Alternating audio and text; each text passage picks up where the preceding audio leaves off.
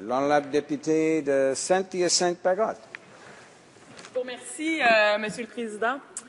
Avant le dépôt du budget, j'ai demandé à la ministre ce qu'elle comptait faire à l'échéance de plusieurs ententes financières entre le fédéral et beaucoup de coopératives d'habitation et d'organismes sans but lucratif en habitation, plus communément appelés des OSBL d'habitation. On m'a répondu que le gouvernement investissait dans les logements sociaux neufs, soit des rénovations pour 21 000 personnes âgées ou 415 projets pour les personnes handicapées. Par contre, on ne m'a toujours pas répondu pour ce qui est des logements sociaux déjà existants. Presque la totalité des logements sociaux réalisés avant 1994 l'ont été par le biais d'ententes financières à long terme avec le gouvernement fédéral. Ces subventions, Monsieur le Président, permettent aux locataires à faible revenu de payer un loyer fixé en fonction de leurs revenus. Avec la fin des ententes, dans bien des cas, ce sont ces locataires qui écoperont, puisque plusieurs se retrouveront à payer 2 et même 3 fois plus cher le loyer qu'ils paient en ce moment. Avec le budget 2012 et le fameux projet de loi C-38, un véritable cheval de Troie, on constate qu'il n'y a rien pour les logements sociaux, rien pour les logements abordables et rien pour le renouvellement des accords d'exploitation pour les coopératives d'habitation et les OSBL en logement. Bref, il n'y a rien pour venir en aide à plus de 1,5 million de ménages, soit 13 de tous les ménages canadiens qui éprouvent des besoins impérieux de logement ou qui n'ont pas accès à un logement décent qui sont en mesure de payer.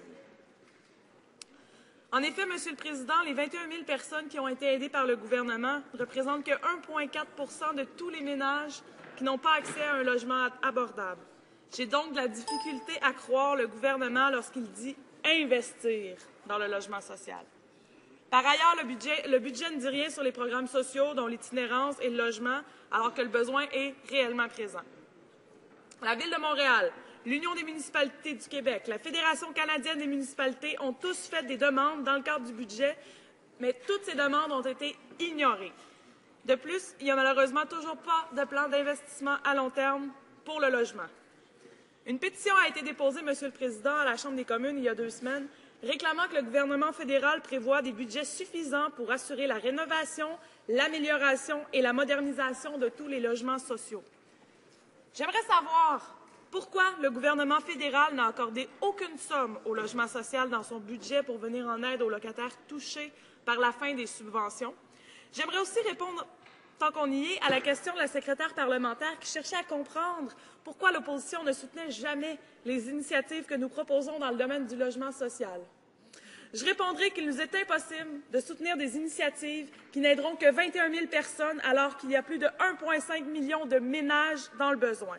En revanche, pourquoi le gouvernement présente-t-il des initiatives qui ne répondent pas aux besoins d'un plus grand nombre de Canadiens? Merci. L'honorable secrétaire parlementaire de la ministre des Ressources humaines et du Développement des compétences. Merci, Monsieur le Président. Et merci à l'honorable député de Saint-Hyacinthe-Bagotte de sa question et de la chance que ça me donne d'expliquer l'approche du gouvernement en matière de logement abordable. Nous sommes déterminés à assurer aux Canadiens un accès à un logement abordable et nous avons effectué des investissements sans précédent dans ce domaine. Comme je l'ai dit à la Chambre, le gouvernement estime que chacun au Canada mérite d'avoir un toit et un endroit stable où vivre. Le gouvernement reconnaît que certaines personnes ne peuvent y arriver seules. C'est pourquoi le gouvernement travaille avec les provinces, les territoires et d'autres parties prenantes pour répondre aux besoins en matière de logement de certains des citoyens les plus vulnérables du Canada. Nous avons créé plus de 14 000 logements pour les groupes vulnérables, les aînés à faible revenu. Depuis 2006, les sommes investies par notre gouvernement dans le logement ont été environ 12,5 milliards de dollars.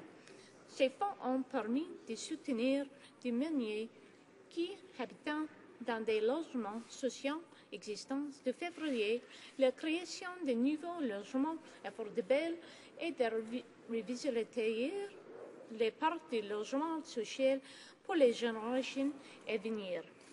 The honourable member is particularly concerned some long-term agreements with social. Ce qui préoccupe principalement l'honorable député est l'arrivée à échéance de certaines ententes à long terme. Il s'agit là d'une réalité qui s'inscrit dans le cours normal des activités. Ces ententes ont été mises en place il y a de nombreuses années et elles prennent fin dans les délais prévus lorsque les prêts hypothécaires grevant les ensembles d'habitation sont complètement remboursés. Bien d'autres ententes d'exploitation à long terme sont toujours en vigueur et le demeureront pendant encore de nombreuses années. Comme le sait l'honorable député, les groupes de travail fédéral, provinciaux, territoriaux se penchent sur la question avec la venue à échéance de ces ententes. Pendant ce temps, Monsieur le Président, notre gouvernement continue à dépenser 1,7 milliard de dollars par an pour veiller à ce que les quelques 615 000 foyers vivant dans des logements sociaux puissent continuer à se permettre de vivre là. De plus, par le biais du plan d'action économique, notre gouvernement investit 1 milliard de dollars sur 2 ans dans la rénovation et la mise à niveau de ces logements.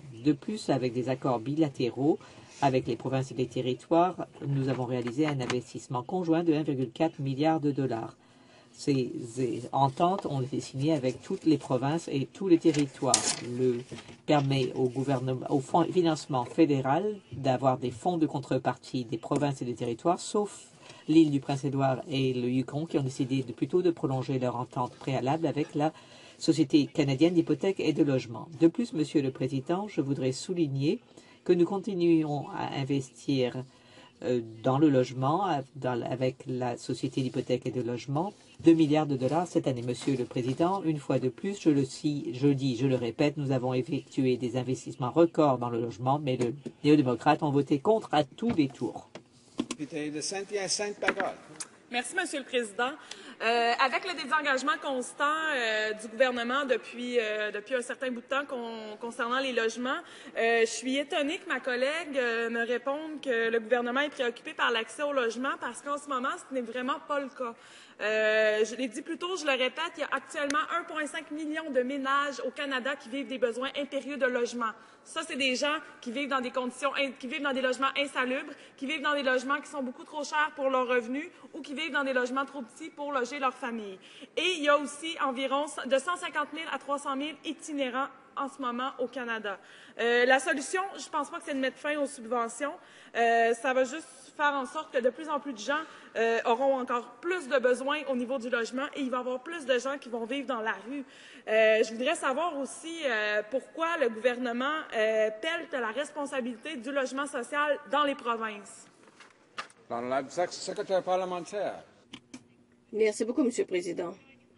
Je trouve ça un peu étonnant que le NPD continue d'exiger du financement pour le logement social alors que leur bilan en matière de vote est très clair. Chaque fois, ils ont voté contre les meilleurs investissements qu'on ait fait dans le logement social dans l'histoire de notre pays. J'attire l'attention de la députée sur ce que nous avons fait dans le logement de logement abordable. Nous avons, depuis 2006, investi 12,5 milliards de dollars. Ces sommes ont bénéficié aux Canadiens à faible revenu partout au Canada. 97 000 projets de rénovation. 21 000 aînés ont bénéficié d'amélioration à leur logement. 430 projets ont aidé les Canadiens handicapés. Cette année, le gouvernement dépensera plus de 2 milliards de dollars, dont 1,7 milliard en subventions pour appuyer 615 000 ménages qui vivent dans des logements sociaux, dans les réserves et à l'extérieur des réserves. Les gouvernements veulent s'assurer que les Canadiens aient un logement abordable. J'encourage les députés de l'autre côté à appuyer ces Canadiens qui ont besoin de logement. Merci.